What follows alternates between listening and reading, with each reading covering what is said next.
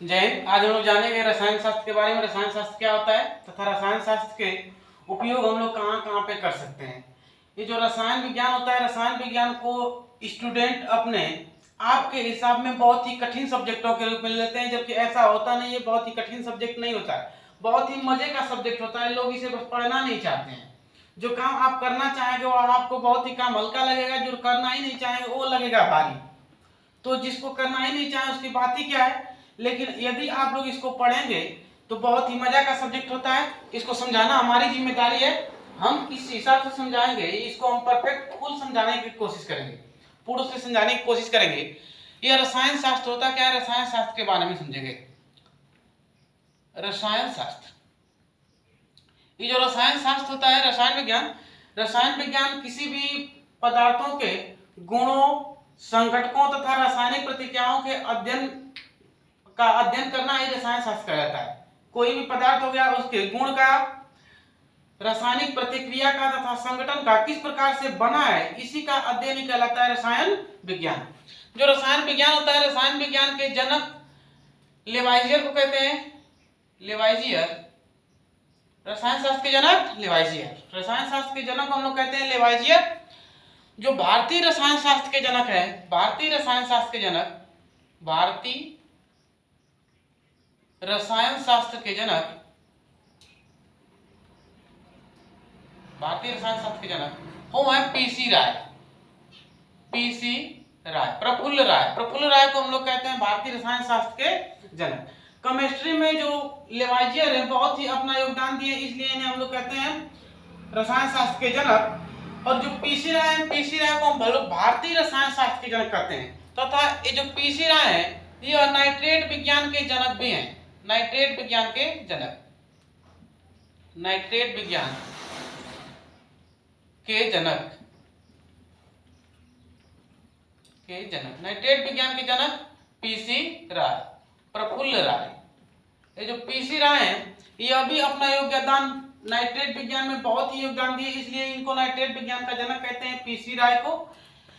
ये जो लेवाइजियर है, लेवाइजियर ने केमिस्ट्री में अपना इतना योगदान दिया कि जब वो ऑक्सीजन का खोज किए थे, जोसेफ प्रिस्टले नामक वैज्ञानिक, जोसेफ प्रिस्टले साहब जब इसका खोज किए थे ऑक्सीजन का, तो जोसेफ प्रिस्टले ने बताया था कि कोई भी दुनिया का पदार्थ बिना ऑक्सीजन की उपस्थिति में जल नहीं सकता।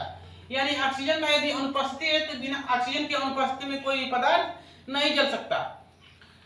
इस बात को सिद्ध किए थे लेवाइजियर। इसी को सिद्ध करके लेवाइजियर साहब बताए थे कि हाँ, कोई भी पदार्थ को बिना ऑक्सीजन की उपस्थिति में नहीं जलाया जा सकता।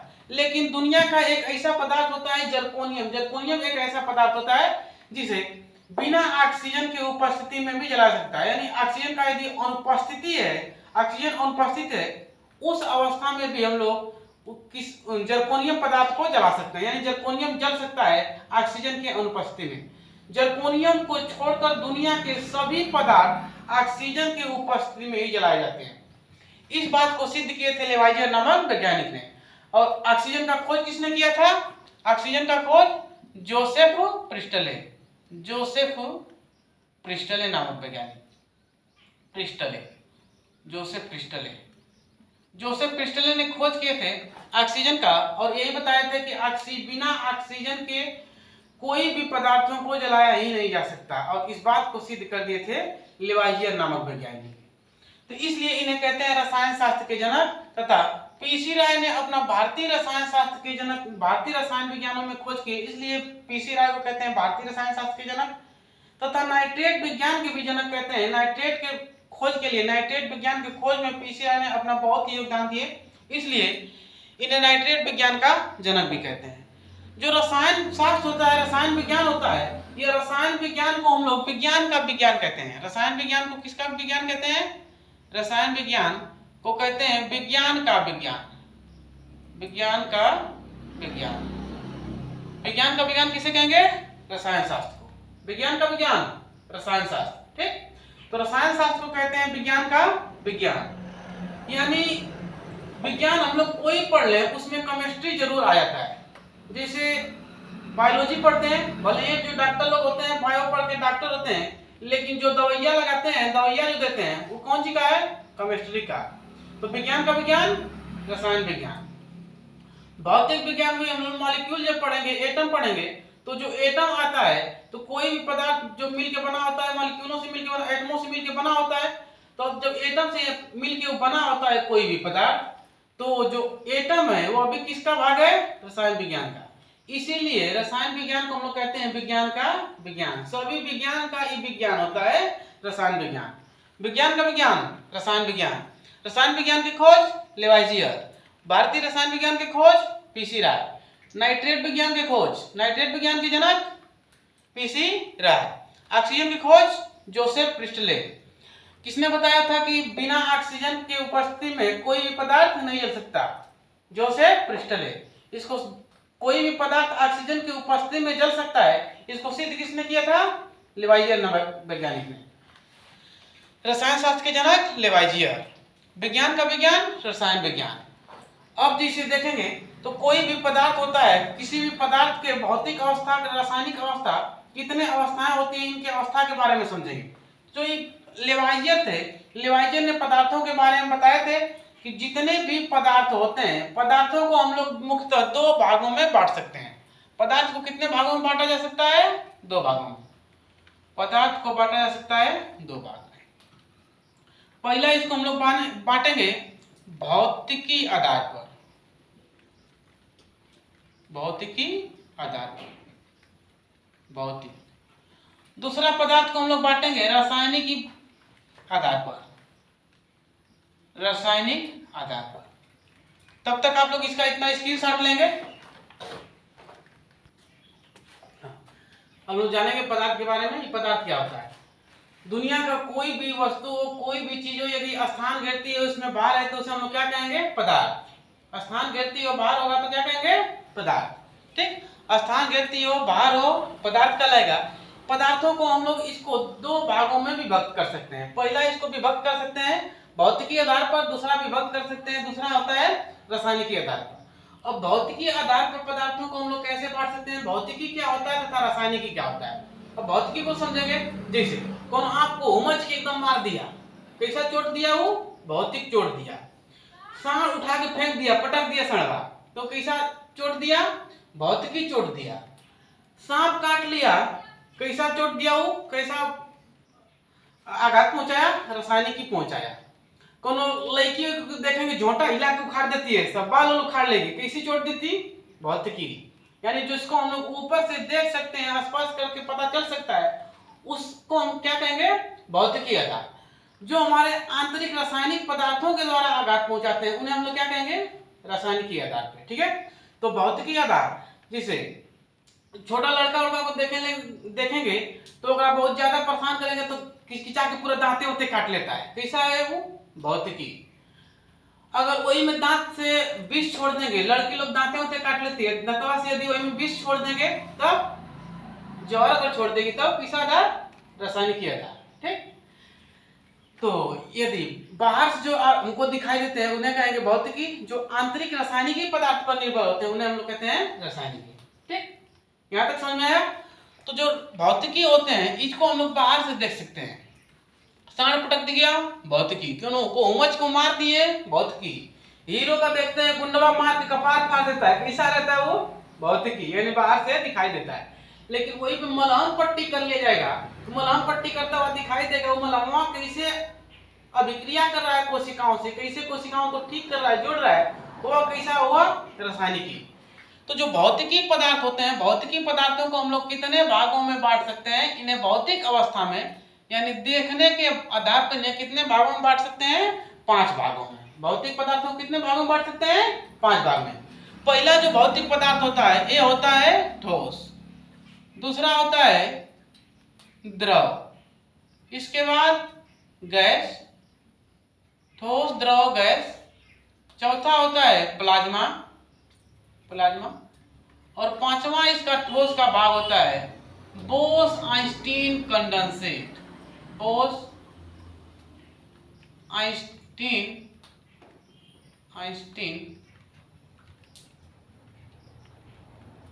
Condensate, Bose-Einstein condensate. यानी भौतिकी आधार पर हम पदार्थों को कितने भागों में बांट सकते हैं? 5 भागों में। ठोस, द्रव, gas, plasma, Bose Einstein condensate. अब एक एक करके समझेंगे हम लोग। जो ठोस होता है, ठोस किसे कहेंगे? ठोस ऐसा पदार्थ होता है जिसका आयतन व आकार दोनों निश्चित होते हैं। आयतन भी निश्चित रहेगा, आकार भी निश्चित रहेगा, ऐसे पदार्थों को क्या कहेंगे? ठोस। इसके जो कण होते हैं आपस में बहुत ही नजदीक नजदीक होते हैं, बहुत ही सघन होते हैं इसके कण। तो ठोस, आयतन व आकार दोनों निश्चित। इसको जितने स्थान पे रख देंगे, 1 किलो का बटका देंगे, वो किलो को उठा के जहां पे रखेंगे उतना जितना स्थान वहां पे गिर रहा है उतने स्थान पर दूसरी जगह पे ले जाके बक्सा में रख देंगे तो उतने स्थान गिरेगा। बैग में काफी बैग में भर के लेके चल जाएंगे स्कूल, उतने स्थान गिरेगा। उसमें जो ठोस होता है तो ठोस में इसका आयतन और आकार, जितना इसका आकार बना है और जितना में क्षेत्रफल में घेर रहा है, दोनों इसका निश्चित होता है। और ऐसा सोचेंगे कि इसको बैगवा में रख लेंगे तो बैगवा में कम हो जाएगा, कम नहीं, स्थानवा उतना ही घेरेगा। बक्सा में रख देंगे चुरा के, स्थान उतने घेरेगा। जो ठोस होते हैं, ठोस का आयतन व आकार दोनों निश्चित होता है। इतना बड़ा ड्रम रखे हैं, ड्रम में 1 किलो का बटखरा रखेंगे तो उतने स्थान घेरेगा। उसको 1 किलो के स्थान पर ही रखेंगे तो उतना ही जगह घेरेगा, यानी इसका आयतन भी निश्चित और आकार भी निश्चित। जो द्रव होता है, द्रव, इसका आयतन निश्चित होता है, आकार निश्चित नहीं होता है। ठोस का आयतन, आकार दोनों होता है निश्चित, लेकिन जो द्रव होते हैं, द्रव का आयतन निश्चित होता है, आकार निश्चित नहीं होता। इसका सिर्फ आयतन निश्चित होता है, आकार निश्चित नहीं होता। ये जो आकार होता है इसका यदि गोल बर्तन में रखेंगे तो गोल, पिचकल टाइप बर्तन में रखेंगे तो पिचकल, गांव में देखेंगे तो छिदावा लोटा होता है, छिदावा लोटा में रखेंगे तो लोटा के आकार का। जिस बर्तन में रखेंगे उस बर्तन के आकार का होता है। बारात में देखेंगे सब जो तुतुड़ा रहते हैं तो तुतुड़ा में अगर डालेंगे पनिया को तो वैसा आकार का, यानी जिस बर्तन में डालेंगे धरातल पे छोड़ देंगे तो पसर जाएगा। तो जिस बर्तन में इसको डालेंगे उस बर्तन के आकार का होता है, इसलिए इसका जो आकार होता है, आकार फिक्स नहीं होता है, आकार निश्चित नहीं होता। इसका आयतन निश्चित होता है। 1 लीटर है तो 1 के लीटर का जगह घेरेगा, जितना भी जगह घेरेगा लेकिन 1 लीटर का ही जगह घेरेगा। 5 लीटर रहेगा तो 5 लीटर का जगह घेरेगा, यानी इसका आयतन निश्चित है, आकार निश्चित नहीं है। अब पिपेट में यदि इसको रखा जाए, पिपेट में इसको रख लें, पिपेट के आकार का हो जाएगा। तो इसका आयतन निश्चित होता है, आकार निश्चित नहीं होता है। तीसरा होता है गैस। जो गैस होता है इसका ना तो आयतन निश्चित होता है और ना ही आकार निश्चित होता है। बहुत ही खचरा आदमी होता है, ना तो आयतन निश्चित और ना ही आकार निश्चित। अगर 1 लीटर का कोई डब्बा है, उसमें हम लोग थोड़ा सा गैस रख रहे हैं, तो यदि थोड़ा सा गैस अगर हम लोग रखना चाहेंगे तो पूरा जगह यह घेरेगा 1 लीटर के डब्बा का। क्यों ना 5 लीटर का डब्बा है तो वो का 5 लीटर का डब्बा का जगह घेरेगा, यानी इसका कौन ना तो आयतन निश्चित है ना तो आकार निश्चित है। यही एक ऐसा पदार्थ है गैस, जिसे हम लोग संपीड्यता के आधार पर यानी दबाव के आधार पर खूब दबा के पिचका के इसको हम लोग कम भी कर सकते हैं। इसके जो कण होते हैं बहुत ही दूर दूर होते हैं। सबसे कम दूरी पर किसके कण होते हैं? ठोस के। जो ठोस होता है, ठोस के कण गति नहीं करते हैं, ठोस के कण गति नहीं करते हैं, गति नहीं करेंगे। क्या करते हैं ये लोग? कंपन कर लेते हैं। ठोस के कण कंपन करते हैं, जिसे देखेंगे किसी भी टीना उना पर ठोकेंगे, चोट पहुंचाएंगे, डंडा से बजाएंगे तो ऊपर कंपन होगा, वो आवाज करेगा, यानी कंपन करते हैं लेकिन गति होती नहीं करते हैं। अब जैसे मार्कर हो गया, मार्कर ही गति नहीं करेगा, इसको रख देंगे तो मार्कर उसी स्थान पर रहेगा, गति नहीं करेगा। लेकिन द्रव को जो वही बर्तन से निकाल के छोड़ेंगे, धरातल पे छोड़ देंगे, जमीन पर छोड़ दें तो ये चारों तरफ पसर जाएगा, यानी द्रव के कण गति करते हैं, ठोस के कण गति नहीं करते हैं। जो द्रव होता है, द्रव के कण गति करते हैं। जो गैस होता है, गैस के कण अत्यधिक तेजी से गति करते हैं। गैस छोड़ा जाए यदि बर्तन में किसी, मान लेते हैं एलपीजी गैस है, एलपीजी जो गैस है तो वो जितना बड़ा रहता है 14 लीटर 15 लीटर जितना बड़ा रहता है, और उसके हिसाब से उस गैस को देखेंगे तो उस सिलेंडर में भरा जाता है, उसको हम लोग और कम कर सकते हैं संपीड़ितता के आधार पर, यानी दबा कर और कम कर सकते हैं। प्रेशर के आधार से दबा के उस गैसवा को और छोटा सा बर्तन में भरा जा सकता है। उतना ही 15 लीटर गैसवा को हम लोग 50 लीटर के बर्तन में भी भर सकते हैं। काहे कि जो गैस होते हैं जितना खुला स्थान पाते हैं उतने खुले स्थानों में और इसके कण दूर दूर होने लगते हैं। तो सबसे अधिक गति किन पदार्थों में होता है? गैस में। गैस से कम गति किस पदार्थों के कण में होता है? द्रव में। ना के बराबर किस पदार्थों में गति होता है? ठोस में। जो ठोस होते हैं, ठोस में गति नहीं होता है इनके कणों में, इनके कणों में होता है कंपन। कंपन सभी के कणों में होता है, ठोस, द्रव, गैस, तीनों के कणों में कंपन होता है। लेकिन जो ठोस होते हैं ये लोग गति नहीं करते हैं। ठोस के कणों में गति नहीं होती, द्रव के कणों में गति होती है, गैस के कणों में सबसे अधिक गति। सबसे कम दूरी पर किसके कण, सबसे कम दूरी पर किसके कण होते हैं? ठोस के। ठोस से अधिक दूरी पर किसके कण होते हैं? द्रव के। सबसे अधिक दूरी पर कौन? गैस के। सबसे कम ठोस के। सबसे अधिक गैस, सबसे कम ठोस, और दोनों के मध्य में होता है द्रव। जो द्रव होता है, द्रव में गैस की अपेक्षा कम दूरियां होती हैं, गैस में सबसे अधिक दूरी। गति के बारे में पूछे, किसके कण गति नहीं करते हैं? तो ठोस के। किसके कण अत्यधिक तेजी से गति करते हैं? गैस के। अब लोग समझेंगे प्लाज्मा। प्लाज्मा क्या होता है? जो ये प्लाज्मा होता है, किसी भी ठोस पदार्थों या तत्वों के पिघलित अवस्था को प्लाज्मा कहते हैं। जिसे देखेंगे कंपनी में किसी चीज का सांचा बनता है, या किसी मशीन के पार्ट का ढलाई वलाई जो होता है उसको बनाया जाता है, तो इसको 4000, 3000, 5000 अंश सेल्सियस पर इसको तापमान पर गर्म किया जाता है। जब इसको गर्म कर देंगे तो कोई भी लौह पदार्थ बदल जाता है द्रवित अवस्था में, तो उसको हम लोग बोलते हैं प्लाज्मा। जैसे लोहा को यदि गला दे 4000 सेल्सियस पे, 5000 सेल्सियस पे, जब लोहा गल जाएगा तो उसे उसके गलित भाग को क्या बोलेंगे? प्लाज्मा। सोना जो होता है, सोना को भी यदि गलाया जाए तो सोना को तापमान पे गलाया नहीं जाता है, इसको हम लोग गलाते हैं अमराज के द्वारा। सोना की बात अलग होती है।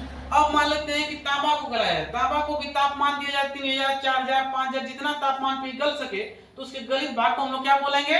प्लाज्मा। तो किसी भी तत्व के गलित भागों को हम लोग प्लाज्मा कहते हैं। यह इसमें सबसे अत्यधिक तापमान होता है। प्लाज्मा में सबसे अधिक तापमान, सबसे अधिक तापमान, सबसे अधिक तापमान प्लाज्मा का। पांचवा होता है बोस-आइंस्टीन कंडेंसेट। ये जो बोस-आइंस्टीन कंडेंसेट होता है, ये गॉड पार्टिकल पदार्थ बनाए जाते हैं। प्राकृतिक पदार्थ में इसका खोज किया जा रहा है। ये बात अभी हमको दिखाई नहीं। जो बोस-आइंस्टीन कंडेंसेट होता है, इसका अभी इस पे रिसर्च चल रहा है, इसका खोज अभी चल रहा है धीरे धीरे। इसके बारे में अभी पूर्ण जानकारी किसी को भी नहीं है, वैज्ञानिक लोग इस पे खोज कर रहे हैं। ठीक, तो बोस-आइंस्टीन कंडेंसेट को छोड़ेंगे, इस पे गॉड पार्टिकल का खोज किया जा रहा है, यानी प्राकृतिक चीजों का खोज किया जाएगा, प्राकृतिक पदार्थों को कैसे बनाया जाता है। तब तक इसका आप लोग एक स्क्रीनशॉट लेंगे। अब समझेंगे जो ठोस होता है, ठोस कितने प्रकार का होता है? तो भौतिक अवस्थाओं में जो ठोस होता है, ठोस भी दो प्रकार के होते हैं। पहला होता है क्रिस्टली, दूसरा होता है अक्रिस्टली। यानी क्रिस्टली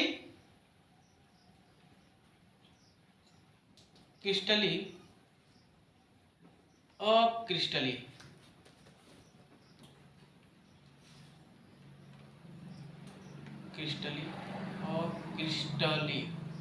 ठीक है। ठोस भी दो प्रकार के होते हैं, क्रिस्टली होता है और अक्रिस्टली होता है। अब क्रिस्टली और अक्रिस्टली कैसे होते हैं, इसको हम लोग दूसरे वीडियो में पढ़ेंगे। तथा रासायनिक पदार्थ कैसे होते हैं, इस रासायनिक पदार्थों को भी हम लोग इसके दूसरे वीडियो के बाद में पढ़ेंगे। तब तक के लिए जय हिंद।